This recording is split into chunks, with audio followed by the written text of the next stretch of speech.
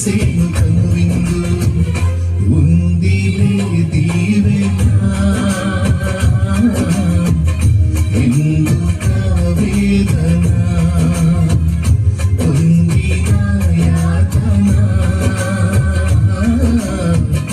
దేవుడే మరచునా కన్నుల జారిన కన్నీళ్ళు నడిపెను దేవుని పాదాలు ఇప్పటి నుండి నీ కళ్ళు చూచును దేవుని కార్యాలు కన్నుల జారిన కన్నీళ్ళు నడిపెను దేవుని